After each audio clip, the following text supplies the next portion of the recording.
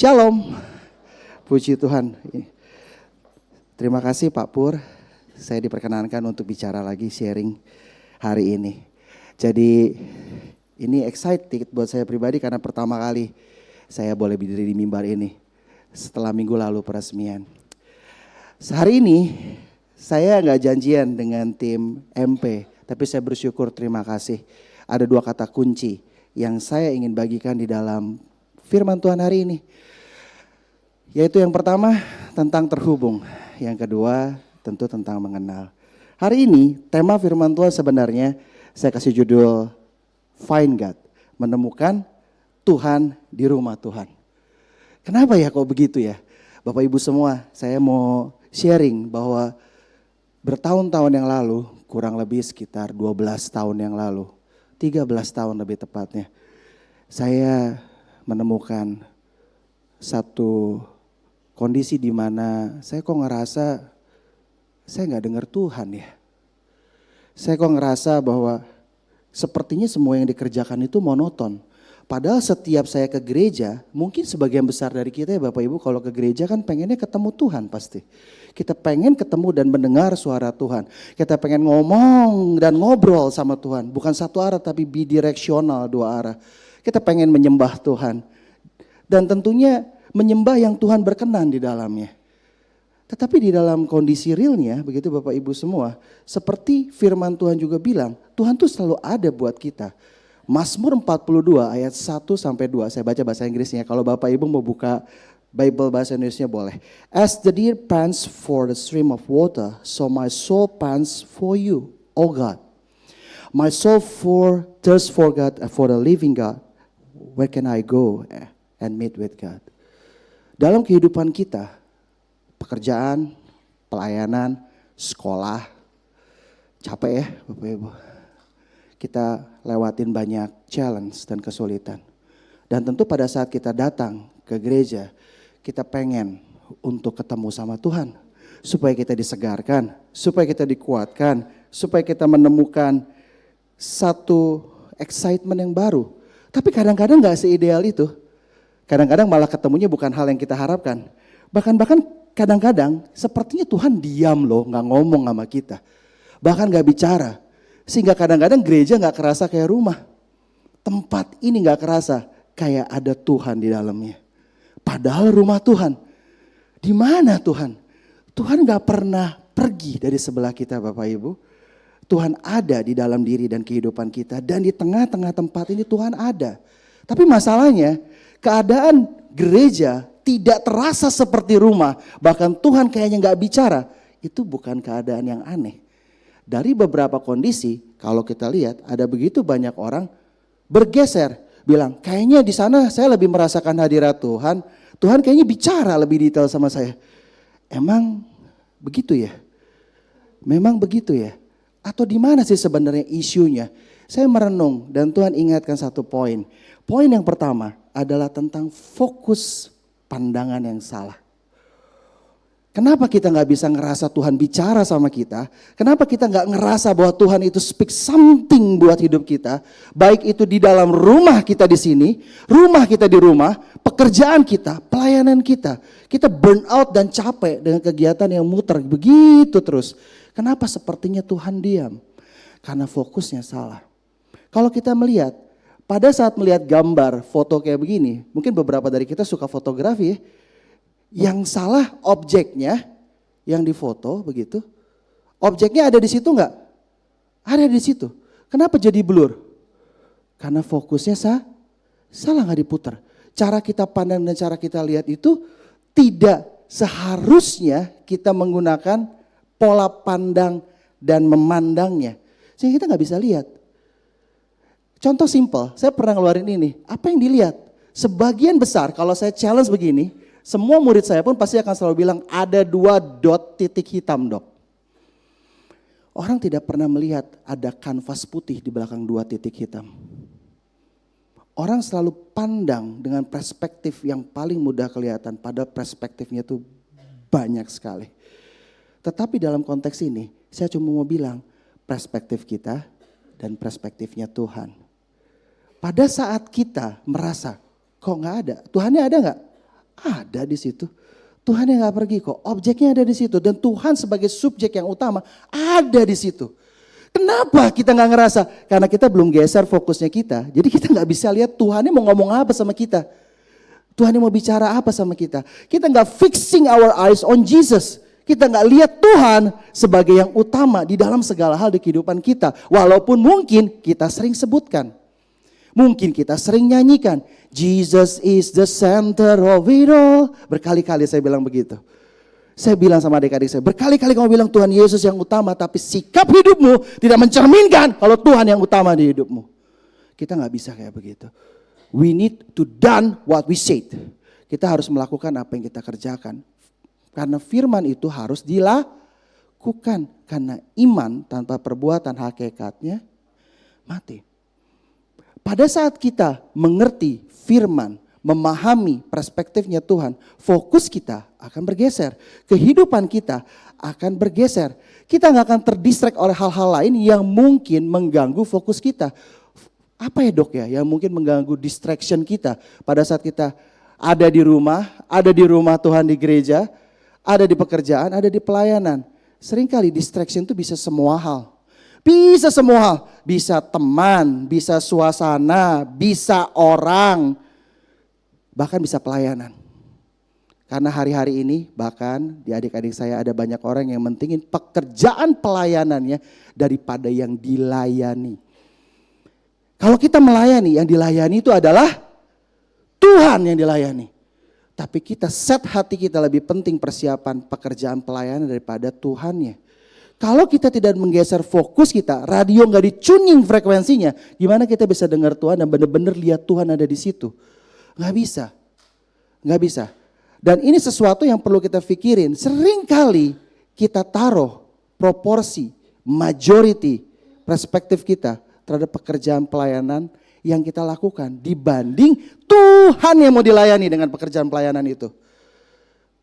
Kita perlu menggeser fokus kita dengan baik. Ini seringkali menjadi invisible idolatry atau berhala-berhala yang mungkin gak kelihatan. Kalau temen yang gak datang, gak excited datang ke gereja. Kalau yang layanin singer bukan dia, kayaknya suaranya gak nyampe ke hati, gak bergetar begitu. Kalau gak WL-nya dia gak jalan nih kayaknya nih gitu. Kalau yang musik bukan seseorang gak bisa. Padahal siapapun yang main musik, Tuhannya Tuhan Yesus, amin. Tuhannya gak berubah. Siapapun orang yang dipakai Tuhan, Tuhannya adalah Tuhan Yesus. Fokusnya harus di sana. Firman Tuhan di Lukas 10 ayat 38 sampai 42 tentang Maria dan Marta. Tuhan bilang, Marta, Marta, engkau khawatir dan menyusahkan diri dengan banyak perkara, tapi hanya satu saja yang perlu. Maria telah memilih bagian yang terbaik yang tidak akan diambil daripadanya. Apa yang Maria lakukan? Apa yang Maria lakukan? Duduk diam di dekat Yesus. Nempel dengan Yesus. Ku terhubung denganmu. Selalu melekat di hatimu. Firman-Mu itulah dasar hidupku yang berdaulat atasku. Berapa kali kita masih terus puluhan tahun datang ke gereja. Fokus kita bukan pada Tuhan yang kita layani. Fokus kita pada pelayanan. Bahkan kita mendewakan pekerjaan pelayanan yang kita lakukan. Bahkan gak sedikit dari kita marah kalau ada orang membantu bagian pelayanan yang biasa kita kerjakan. Tuhan ingin semua orang mengerjakan bagian pekerjaan pelayanan. Bukan hanya untuk Tuhan, Tuhan sih gak perlu. Tapi melalui pekerjaan pelayanan Tuhan kita semua dibentuk, kita semua dibangun. Kita semua dibuat Tuhan menjadi pribadi yang lebih serupa dengan Kristus. Karena melalui pekerjaan pelayanan sebenarnya kita yang dilayani. Sebenarnya kita yang belajar. Bapak Ibu 2 tahun lebih saya melayani anak-anak muda dengan semua temperamentalnya. Saya akhirnya merasa bahwa saya yang belajar lebih banyak dibanding mereka yang belajar. Saya mengerti bagaimana sebenarnya ada banyak orang yang berdamai dengan dirinya. Dan dalam konteks ini tentu ini tidak mudah. Tapi kembali kita dipanggil untuk paham. Saat kita ngerasa Tuhan di mana ya kok Tuhan gak bicara. Dalam pekerjaan kita ngerasa kok monoton, kok Tuhan gak bicara ya. Fokus kita udah bener belum yang ngelihat Tuhan di situ? Fokus kita udah betul belum taruh Tuhan di situ sebagai hal yang utama? Lebih ekstrim lagi dan sering kejadian, kita bukan fokus untuk melihat apa yang kita kerjakan dan apa yang kita lakukan, tapi kita fokus untuk melihat pekerjaannya orang dan menilai membanding-bandingkan apa yang orang kerjakan dengan apa yang kita kerjakan. Kalau gue sih gitu, kalau saya sih gitu. Tuhan kan gak minta itu. Hitung berkatmu satu-satu. Ingat semua dari Tuhanmu. Hitung pekerjaan yang Tuhan percayakan. Karena gak ada yang besar, gak ada yang kecil. Satu kali, kok saya mah cuma bisa ngelayanin salaman aja. Dia ngerasa kecil hati, saya bilang, jangan salah. Saya kasih tunjuk ya, itu pintu saya bilang, itu begitu besar saya bilang. Tapi pintu itu gak akan pernah bisa kebuka kalau engselnya gak kerja dengan baik. Ada bagian-bagian kecil yang orang gak pernah hargain tapi itu fungsional luar biasa. Dan kalau gak ada itu gak jalan. Kadang kita melihat yang terlihat, bukan menghitung yang tidak terlihat. Tuhan percayakan semua hal dalam hidup kita untuk kita counting satu-satu. Enggak counting orang lain, counting hidup kita. Selidiki hati kita. Kadang kita mempunyai idolatry invisible yang mengganggu distraction kita buat ibadah. Pada saat ibadah pakai HP, enggak salah. Tapi buka firman, bukan yang lain. Tapi seringkali buka yang lain. Dan kita punya idolatry invisible yang gak kelihatan. Kita lebih berani bayar harga untuk idol-idol yang gak kelihatan daripada bayar harga buat Tuhan. Kita lebih berani untuk spending usaha mendapatkan sesuatu yang mungkin sebenarnya impactnya buat kita gak ada. Saya bukan bilang gak boleh. Tapi kalau kita taruh itu lebih utama dari Tuhan kok kayaknya salah. Contoh, konser. Nonton konser Blackpink. Kenapa ya begitu excited? Penuh banget itu di Jakarta. Tapi kan dalam konteks ini, saya kok gak ngelihat ya. Excitement gitu luar biasa kalau kita mau datang hari Minggu sampai ke depan gitu. Puji Tuhan, kalau hari Minggu itu bisa seperti pembukaan ibadah kita kemarin, itu luar biasa sekali Pak. Itu doa saya, amin. Excitement yang muncul dari dalam, dari setiap kita karena kita rindu dan kita tahu setiap kita datang ke tempat ini, kita ketemu sama Tuhan. Karena kita ketemu sama Tuhan, fixing mata dan hati kita sama Tuhan. Seringkali kalau gak ketemu Tuhan itu, bukan di Tuhannya, di kitanya. Seringkali bukan di Tuhannya, di kitanya. Seringkali kita bikin idolatry yang gak kelihatan. Ada yang tahu ini lagi heboh nih. Ada tahu labubu, saya juga gak ngerti lah. Tapi anak-anak saya lagi seneng labubu. Dan ia bilang di sini, Tuhanku telah memuji dewa-dewa dari perak dan emas, dari tembaga, besi, kayu dan batu yang tidak dapat melihat atau mendengar atau mengetahui. Dan tidak Tuhanku muliakan Allah yang menggenggam nafas Tuhanku dan menentukan segala jalan Tuhanku. Kita berani spending untuk sesuatu yang gak ada artinya dan kita harus bayar. Tapi kita datang ketemu Tuhan, kok kayaknya pelit banget kita bakal spending waktu untuk bicara sama Tuhan. Labubu tuh Jakarta, saya baca berita sampai ribut katanya ngantri di Gandaria City. Saya bilang ini tuh apa ya sebenarnya? Buat saya sih gak penting, tapi gak tahu mungkin buat sebagian orang penting. Saya mau kasih tahu satu general comment yang mungkin kita bisa pelajari. Berhala apapun itu, invisible idolatry, itu ambil kehidupan kita. Saya ulang nih, ambil kehidupan kita. Tapi Tuhan itu kasih kehidupan buat kita. Amin. Tapi kok kita mau spending untuk sesuatu yang gak kelihatan. Apapun itu, hobi, Mobile Legend, apalah terserah. Name it. Tapi dalam konteks ini, kalau proporsi hidup kita masih ditaruh lebih banyak bukan Tuhannya, tapi ada pada kesenangan yang kita mau, kok kayaknya kita perlu pikir, apakah itu idolatry invisible yang kita punya? Karena idol itu minimal take your time, minimal ambil waktumu, ambil kehidupanmu. Tapi Tuhan selamatkan kita, kasih kita kehidupan. Tuhan itu menciptakan yang gak ada menjadi ada melalui firman-Nya. Idol itu dicipta. It's very different. Sangat beda. Perspektif kita betul-betul nentuin segala sesuatu Bapak Ibu. Satu waktu yang tadi saya cerita 13 tahun yang lalu. Saya datang ke gereja isinya cuma ada 9 orang Bapak Ibu. Saya mungkin dulu pernah sharing. Mungkin sebagian di sini belum pernah dengar. Pastornya dari New Zealand, mulai dari bawah nyalamin, mulai dari doa awal, firman Tuhan, doa tutup, dia terus. Sampai berjalan 2,5 tahun, saya bilang sama istri saya, enough is enough, cukup buat saya. Saya nggak ngerasa dapat apa-apa di gereja ini. Saya nggak belajar firman di gereja ini. Bahkan dia nyapa saya jangan masalah, ngomong aja dibolak-balik. Saya udah nggak ngerti dia ngomong apa. Ini gereja atau bukan? Pujian aja nggak bisa. Saya coba bantu pujian, 2 kali disuruh turun, nggak boleh lagi bantu pujian. Saya bilang udah cuma 9, mau ngebantu nggak boleh, mau nolong nggak bisa. Saya painful. Saya bilang Tuhan di mana? Tapi iblis itu jahatnya, Bapak Ibu, pada saat kita lagi lewatin proses, keluar semua faktor yang kelihatannya benar dan membenarkan untuk saya mungkin mengambil pilihan yang lain. Tiba-tiba ketemu sama orang, Ron, kamu mau nggak ke gereja di Sesaki katanya? Di sana ada gereja orang Indonesia. Di sana mah pujiannya pakai bahasa Indonesia, pujiannya keren banget. Orang-orangnya bisa ada fellowship, ngomongnya pakai bahasa Indonesia. All good things, sepertinya bagus buat saya dan saya senang banget. Saya 1 poin udah bener-bener culminate mau pindah. Ditambah lagi dikomenin karena nggak boleh ngebantuin, disuruh turun dari mimbar. Saya bilang, daripada dia ngomong terus kan, mending gantian, kasihan, capek. Maksud saya begitu, dimarahin juga. Gak keterima, saya bilang, kayaknya salah nih Tuhan, saya mau pindah aja saya di gereja ini. Saya udah gak tahan di sini, saya mau pindah. Tapi Bapak Ibu semua, ini kesaksian saya sama keluarga. Hari itu saya ingat jam 5:45 kita selalu naik bis jam 5 sore. Kalau mau pergi ke gereja di Takasaki. Nathan masih bayi, kita bawa stroller, hujan salju.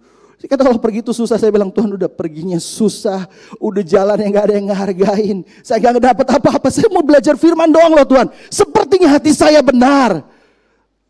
Tapi ending point, tiba-tiba istri saya bilang ini, Ron ayo kita udah mau berangkat. Tiba-tiba di hati nyeletuk gini, Ron kalau kamu pindah, yang senang Tuhan atau setan?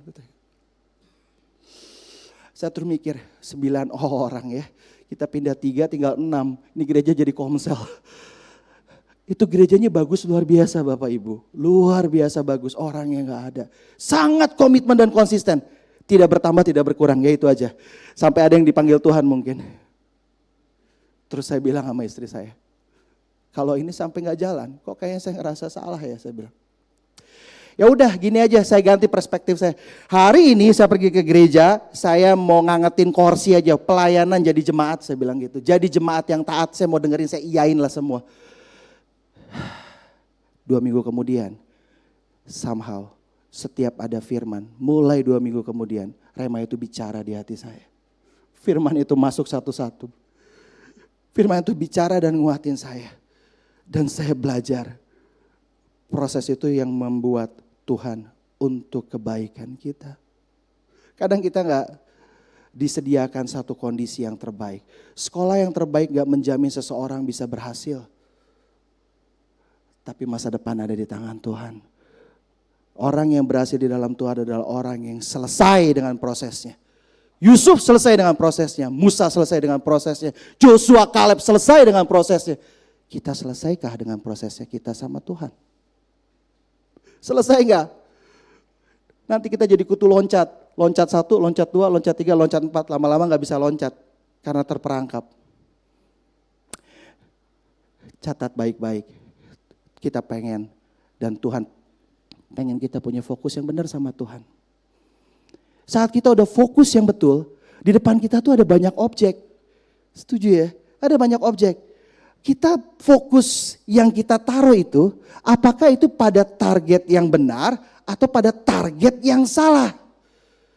Gawat-gawatnya, udah betul-betul diarahin ke sana, yang dilihatnya bukan Tuhan. Targetnya salah datang ke gereja. Target reasonnya bukan cari Tuhan. Katanya ada yang targetnya ikut-ikutan teman. Kalau teman yang gak datang ke gereja. Kalau teman yang gak muncul gak pelayanan, dia hesitate, pelayanannya setengah hati. Tapi 1 Korintus 11 ayat 1, jadilah pengikutku. Siapa? Pengikut Tuhan? Tuhan Yesus. Sama seperti aku mengikuti Kristus. Ikutnya ikut Tuhan Yesus, bukan yang lain. Kalau teman gak datang, kan mau ikut Tuhan Yesus, mau cari Yesus. Datang dong. Gak karena teman, gak karena yang lain. Bukan karena motivasi lain yang tersembunyi. Karena motivasi di hati cuma Tuhan sama kita yang tahu. Apakah betul kita sungguh mau ketemu Tuhan atau enggak. Cuman hati kita yang tahu. Matius 6 ayat 33. Cari dulu kerajaan Allah dan kebenarannya. Semuanya ditambahkan kepada kita. Saat fokus kita benar, target yang kita lihat benar. Kok saya yakin Tuhan yang kita temui akan menambahkan semuanya. Karena Tuhan ngerti dan Tuhan tahu betul kok apa yang kita perlu. Tuhan paham sekali kesulitan kita. Dan kadang kita pikir itu kesulitan, tapi sebenarnya mungkin itu prosesnya Tuhan buat kita. Kita pikir itu mungkin gak enak, tapi dalam tidak enakan yang kita rasakan, Tuhan punya maksud, Tuhan punya tujuan, Tuhan punya harapan. Gak sedikit dari kita datang ke gereja kadang-kadang targetnya salah, karena targetnya cari yang suka-suka. Kalau saya suka saya datang, kalau firman-Nya tidak menjadi berkat buat saya tolak dan tidak mau datang. Kalau di bahasa laboratorium kita selective knockdown, dilihat selektif di down gitu, dipilih. Jadi berkat itu kan relatif. Jadi berkat apa? Kalau firman yang menguatkan mau ngasih kita berkat. Jadi berkat kalau itu menguatkan kita untuk bertahan dalam proses, berkatnya buat kita. Kadang-kadang kita cuma mau menerima yang baik. Tidak mau menerima yang kelihatannya kurang baik. Tapi kebenaran adalah kebenaran dan kebenaran selalu mendatangkan kebaikan. Itu ya dan amin. Dan kebenaran firman Tuhan itu yang harus kita pegang. Bukan yang lain. Dan tentunya di 2 Timotius 4 ayat 3-4. Karena akan datang waktunya orang tidak dapat lagi menerima ajaran sehat. Tetapi mereka akan mengumpulkan guru-guru menurut kehendaknya untuk memuaskan keinginan telinganya. Mereka akan memalingkan telinganya dari kebenaran dan membukanya bagi dongeng. Jangan sampai kita dan generasi-generasi di bawah kita terjebak di dalam ilusi yang tidak benar. Datang ke gereja dengan target yang benar, ketemu sama Tuhan. Dengar ajaran yang benar, yang dasarnya firman Tuhan. Karena apa yang didasari firman Tuhan pasti mengubahkan. Kita tidak akan pernah sama lagi. Manusia-manusia kita akan berpindah dari manusia lama jadi manusia baru yang berkenan bagi kemuliaan nama Tuhan. Amin. Target yang seharusnya adalah kita menjadi pencari Tuhan yang sungguh-sungguh. Sungguh-sungguh bagaimana? Kita mendekat sama Tuhan. Kita dengar suara Tuhan. Karena kalau kita mendekat sama Tuhan. Yakobus 4 ayat 8 bilang, mendekatlah kepada Allah, Ia akan mendekat kepadamu. Ku terhubung denganmu, selalu melekat di hatimu. Firman-Mu itulah dasar hidupku yang berdaulat atasku. Seringkali jadi dasar tapi tidak berdaulat. Firman itu harus berdaulat, jadi center di kehidupan kita. Jadi pegangannya kita. Yeremia 29 ayat 13-14. Ayat 11 itu terkenal banget, 12 itu terkenal banget. Tapi 13-14 sering dilewat. Apabila kamu mencari aku, kamu akan menemukan aku. Apabila kamu menanyakan aku dengan segenap hati, aku akan memberi kamu menemukan aku. Jadi gak mungkin kita gereja gak ketemu Tuhan. Karena kita punya fokus betul. Kita punya target betul ketemu sama Tuhan. Kerinduan yang tulus untuk betul-betul ketemu Tuhan. Sehingga kita pun pada saat kita datang ke gereja, kita bisa memuji Tuhan dengan hati. Terlebih daripada itu menyembah Tuhan di dalam roh dan kebenaran.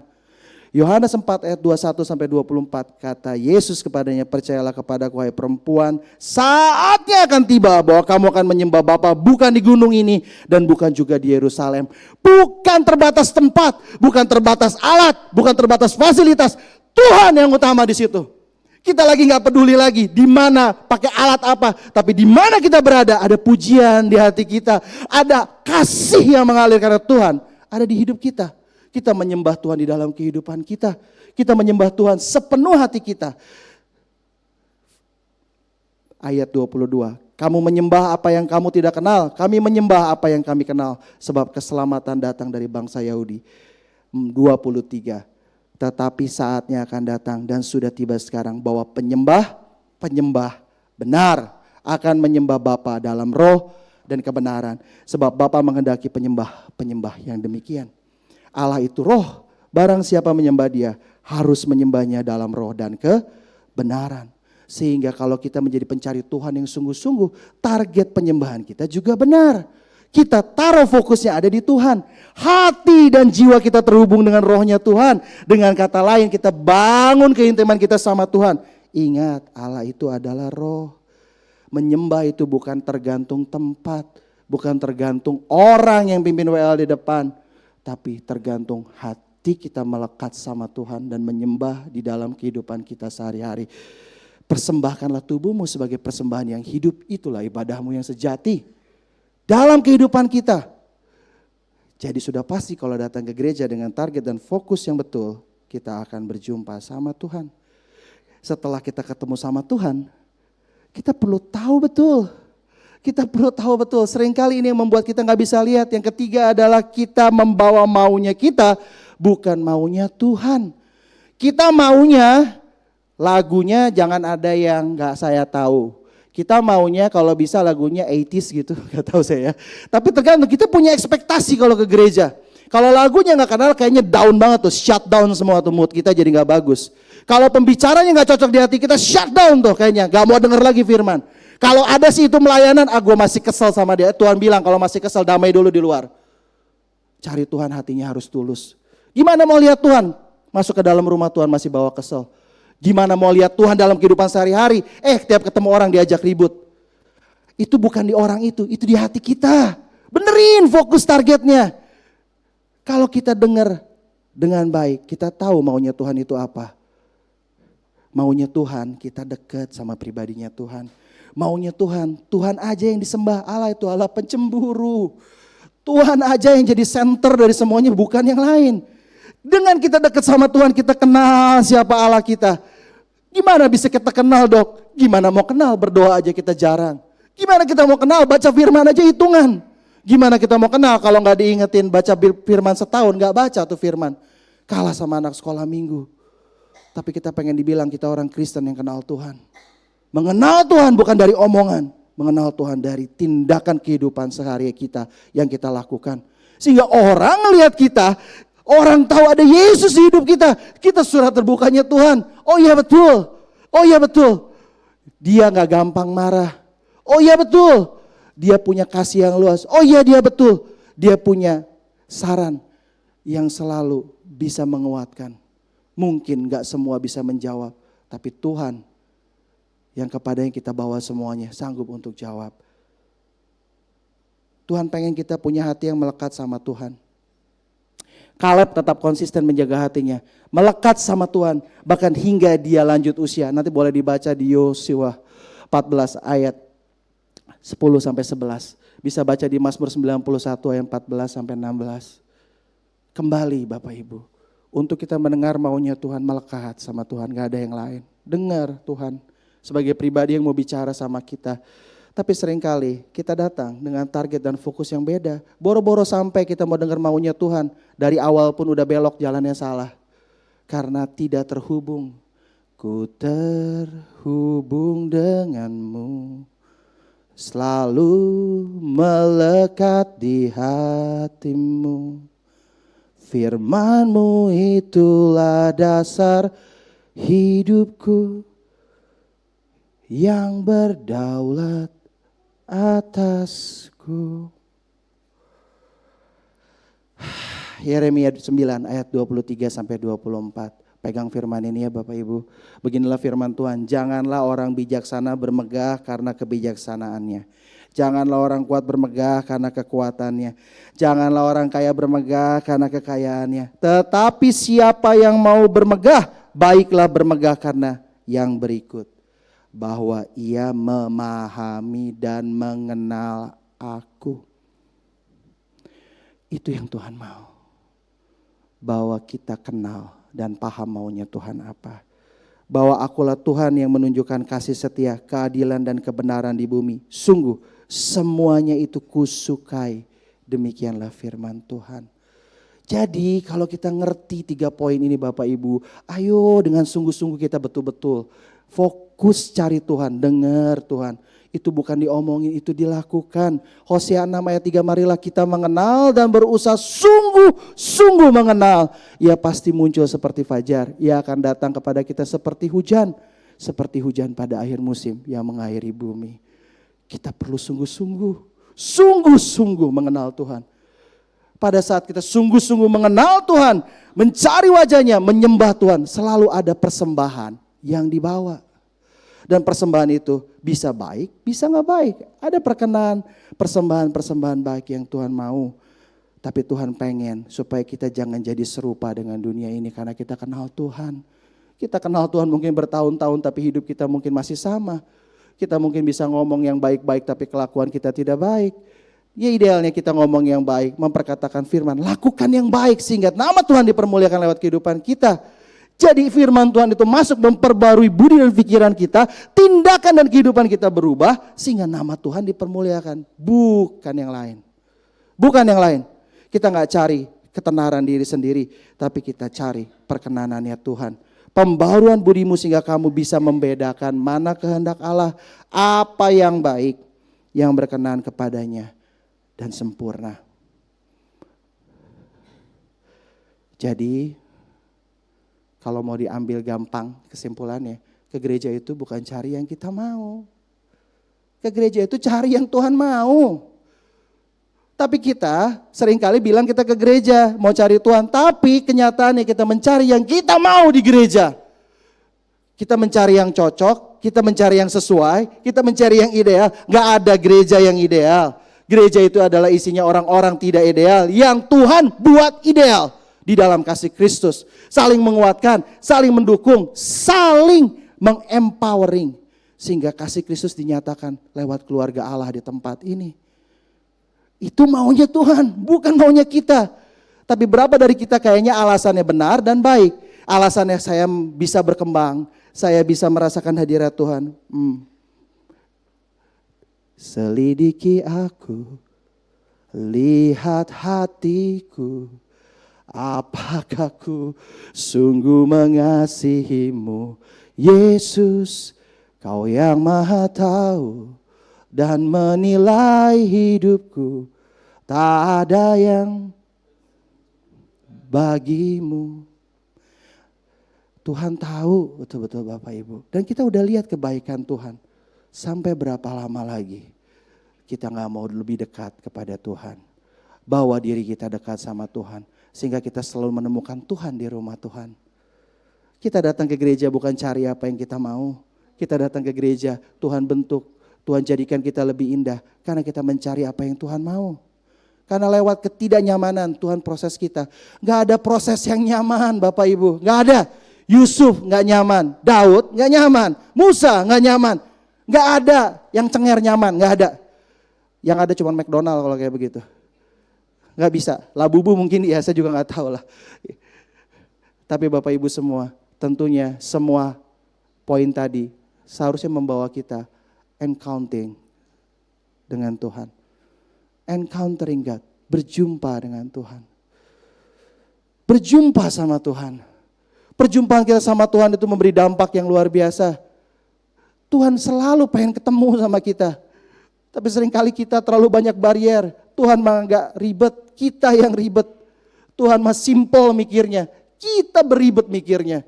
Tuhan selalu mau ketemu kita yang bilang bentar Tuhan nanti abis ini dulu lah, beres dulu Mobile Legends-nya. Tuhan bentar nih sinetronnya belum beres. Tuhan bentar nih tanggung dikit lagi nih. Kita yang banyak alasan, Tuhan mah gak punya banyak alasan buat ketemu sama kita. Tuhan mah selalu ada buat kita. Untung Tuhan gak pakai komplain dan pakai jadwal mau ketemu kita. Kalau enggak kita pusing. Puji Tuhan. Karena begitu besar kasih Allah akan dunia ini. Sehingga ia telah mengaruniakan anaknya yang tunggal. Supaya setiap orang yang percaya. Saya berdoa kita semua percaya. Beroleh hidup yang kekal. Amin. Tuhan selalu mau bicara. Bapak Ibu, saya mau kasih ilustrasi ini. Betapa kita harus terhubung sama Tuhan sebelum saya tutup. Boleh ya? Bapak Ibu tahu kan aplikasi ini? Google Maps, tahu ya? Weh, luar biasa. Kok bengong? Aneh ya? Enggak. Ini Google Maps Bapak Ibu, di handphone banyak. Jadi maksud saya kenapa saya tunjukin ini? Coba perhatiin. Pada saat Tuhan set goal buat kita, ujung depan, ujung belakang. Tuhan gak pernah ganti itu. Untuk tujuan yang mulia buat hidup kita. Tapi seringkali dalam perjalanan kita nggak percaya sama Google Map kan, kita belok kiri. Bapak Ibu kalau kita belok kiri di Google Map apa yang terjadi? Dia rerouting balik lagi ke tujuannya. Belok lagi kiri bandel, rerouting lagi.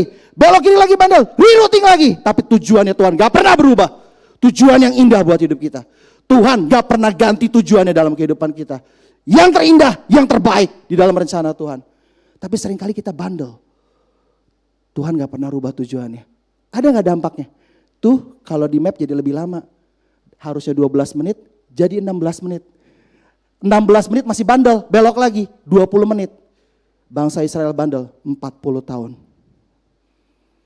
Tapi Tuhan gak pernah menyerah sama hidup kita. Di titik terendahku kau hadir untuk mengangkatku. Ku tahu kau tak menyerah akan hidupku. Ku kagumi kasih-Mu. Kita betul-betul perlu paham betul. Kita perlu betul-betul mengerti di dalam kehidupan ini Tuhan gak pernah menyerah sama hidup kita.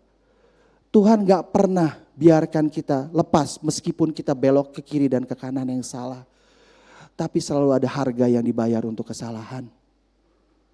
Selalu ada hal yang perlu kita spending lebih lama karena kita rerouting ke jalan yang benar.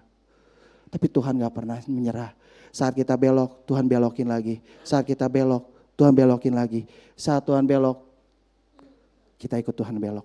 Jangan sampai Tuhan belok, kita gak belok. Jangan sampai. Jadi Bapak Ibu cari Tuhan ya.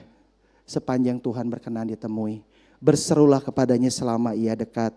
Baiklah orang fasik meninggalkan jalannya dan orang jahat meninggalkan rancangannya. Baiklah ia kembali kepada Tuhan, maka dia akan mengasihaninya. Dan kepada Allah kita, sebab ia memberi pengampunan dengan limpahnya. Gak ada yang terlalu sulit buat Tuhan. Tidak ada yang terlalu impossible buat Tuhan. Semuanya possible. Dan Tuhan selalu punya rancangan terbaik buat setiap kita. Buat setiap kita. Percaya Tuhan set yang terbaik. Berjalan di dalam Google Map-nya Tuhan. Jangan keluar dari sana. Karena Tuhan sudah tunjukkan langkah-langkah yang harus kita lewati. Saya mau tutup sebelum take home message. Ada satu kesaksian baru tadi malam. Boleh gak tadi ada satu capture screen? Bapak Ibu kebaca gak ya? Ini anak punya banyak pergumulan. Adik saya banget. Kita sering ngobrol, kita sering berdoa. Dia cerita tadi malam. Panjang kesaksiannya. Intinya dia masuk di UPI, kemudian dia struggle, dia ikut kompetisi, dia masuk ke seleksi nasional. Meskipun ke PIMNASnya terus akhirnya gak lolos. Dia salah satu tahun kedua yang punya hak cipta sertifikat. Dan itu menurut saya luar biasa baik.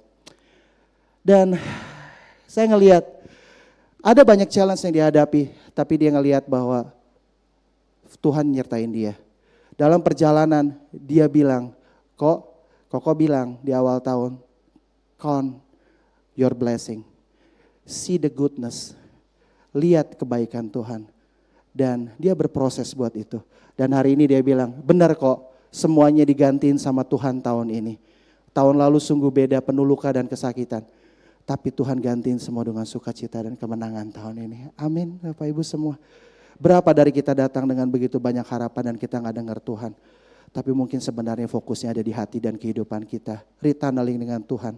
Kita perlu terhubung sama Tuhan.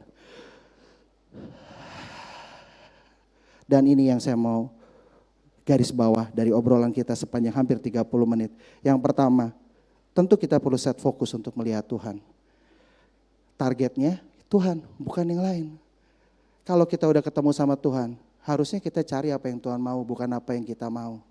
Dari situ kita tahu bahwa itu memberi dampak yang luar biasa buat kehidupan kita. Perjumpaan pribadi itu membuat kita mempunyai kehidupan yang berkemenangan. Karena ada Tuhan di sana, bukan yang lain.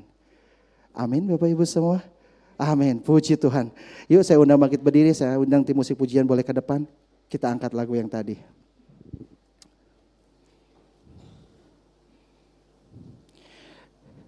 Sambil merenungkan firman Tuhan. Biar Tuhan berbicara dalam hati setiap kita. Mengingatkan kita, menolong kita. Untuk kita boleh paham. Bahwa kita mau berjumpa dan ketemu sama Tuhan bukan yang lain. Bahwa kita mau dengar suara Tuhan bukan yang lain. Mohon ampun kalau selama ini kita distracted. Selama ini kita nggak fokus cari Tuhan. Selama ini kita selalu comparing. Selama ini kita tidak berproses di dalam prosesnya Tuhan. Tapi kita mencari pembenaran yang kelihatannya benar. Rumput tetangga mungkin selalu lebih hijau. Kondisi di luar mungkin kelihatannya lebih enak. Tapi tidak pernah ada seorang yang hebat lahir dari proses yang kelihatannya mudah. Kita ini bukan anak-anak gampangan. Tapi anak-anaknya Tuhan yang berproses di dalam rencana Tuhan yang mulia. Semua hal yang terjadi dalam hidup kita bisa sulit. Bisa gak mudah. Bisa